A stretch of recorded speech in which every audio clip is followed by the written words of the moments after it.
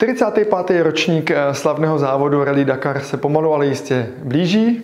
Do startu závodu zbývají necelé 2 měsíce a jak pořadatel avizoval, tak se rozhodně máme na co těšit, bude spousta novinek. Ale nejenom spousta novinek ze strany pořadatele, ale myslím, že i spoustu novinek vám představíme i my z pohledu týmu Bagera. A ty vám budeme postupně prezentovat, dávkovat. A kdo jiný vám ty novinky bude představovat, než sám šéf týmu Bagera Martin Koloc. Týkající se Dakaru následujícího, všichni se budeme muset popasovat se spoustou novinek, ať už to jsou rozličný nebo rozdílný roadbooky pro jednotlivé posádky, že my nebudeme vědět, která posádka pojede jakou trasou. Je to naprostá novinka, zatím nikdo nemáme ani ponětí o tom, jak to bude fungovat. Další věc je, že Dakar by měl být o 2 etapy delší. Samozřejmě očekáváme nesmírnou logistickou náročnost, protože se pojede v části Saúdské Arábie, která se jmenuje Empty Quarter. Je to souvislé dunoviště bez přístupu nebo se složitým přístupem skrze obslužní komunikace. Další věc je, že ve hře pravděpodobně nebude automobilka Kamaz, ale naproti tomu všechny týmy, které jsou přihlášený, tak jsou velmi dobře připravený a myslím si, že letošní nebo následující Dakar nám může přinést v tom konečném součtu spoustu překvapení.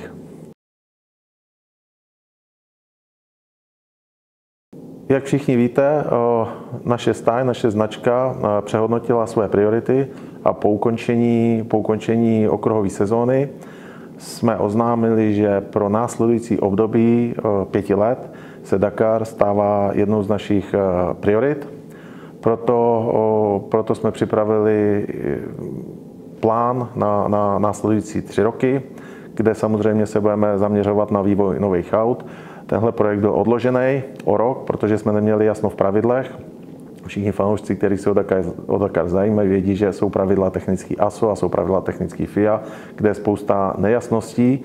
A proto, aby jsme to nový auto pro Dakar 2024 mohli optimalizovat a přivezli jsme maximálně konkurenceschopný auto, tak jsme ten projekt odložili. Nicméně pro následující Dakar se nám podařilo částečně vylepšit stávající techniku. Naše auta by měly být velmi spolehlivý. Co se týče rychlosti, tak ty auta mají svoje limity, protože se potýkáme s nadváhou a tam nejsme schopni nic další úpravy udělat. Takže ty auta mají svoje limity, nicméně si myslím, že bychom měli stále být konkurenceschopní jak rychlostí, tak spolehlivostí. A proto bych chtěl představit našeho prvního jezdce v kategorii kamionů, který bude lídrem našeho týmu a jím je Jaroslav Walter. Je lídrem našeho týmu pro Dakar 2023 a bude se nadále podílet na optimalizaci auta stávajícího a bude se dále podílet na vývoji auta nového. V letošním roce jsem se rozhodl, že bych chtěl zkusit lepší auto, výkonnější auto. Hlavně jsem hledal auto s automatem a s automatickou převodovkou. A po zkušenosti s Tatrou, kterou jsem měl v roce 2016, tak jsem se dohodnul s Martinem Kolocem, že bych toto auto zkusil znovu s ním jet Dakar. A jsem rád, že jsem dostal tuto příležitost. A samozřejmě bychom chtěli navázat asi nějakou další spolupráci, co se týká vývoje aut, i posunu našeho auta, případně společné stavby nějakého nového auta.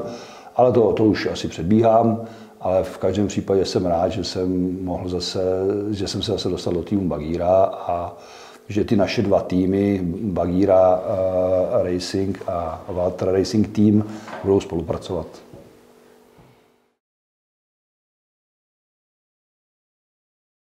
Tak pro rodinu Walterovic znamená Dakar to, že určitě starší syn Jaroslav pojede s Alešem Loprajzem, se kterým jsme dohodnutí na vzájemné pomoci v průběhu jednotlivých etap. Samozřejmě je pochopitelné, že ani jeden druhého neobjede, to znamená neobjedu Aleše kde mi sedí můj syn v případě nějakého problému. To sami očekávám, že Aleš s mým synem neobjede mě. No a druhého syna bych chtěl posadit do auta World Racing týmu, tak aby mi kryl záda. Takže myslím si, že ten Dakar bude zajímavý a že prostě jako rodina se určitě pobavíme, už teďka se hecujeme, pořádáme sázky různý, takže myslím si, že to bude zábava. Pro naši rodinu to bude určitě zábava. No a myslím si, že nám bude hodně lidí fandit.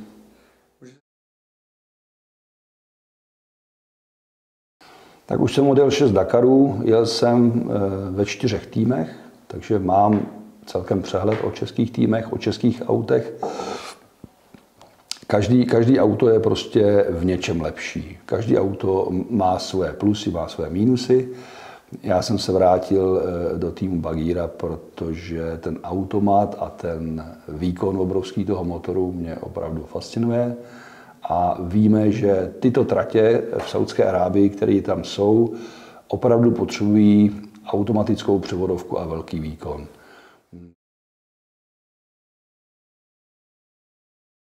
Co se týká posádky, pojede René Kilian a Tomáš Ikola. Samozřejmě s Tomášem se znám z předchozího působení v týmu Bagheera.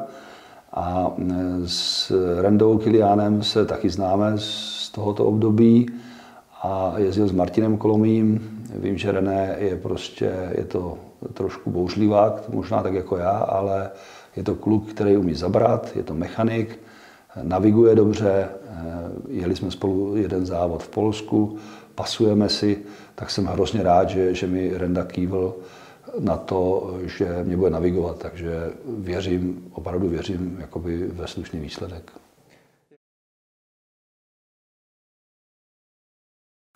Tak já myslím, že je potřeba si dát ty cíle nejvyšší, to znamená vyhrát jedeme, nebo chceme určitě vyhrát, ale samozřejmě ten Dakar je tak těžká soutěž, že zhodnotit to můžeme až na konci po projetí cílem poslední etapy. Tak rozhodně první novinka, určitě věřím, že potěšila speciálně spoustu českých fanoušků. Určitě my budeme všichni držet palce, aby tohle spojení už hnedka na prvním Dakaru bylo úspěšný. A příští týden si představíme další a trochu podrobněji se podíváme na kategorii T3. Takže brzy na viděnou.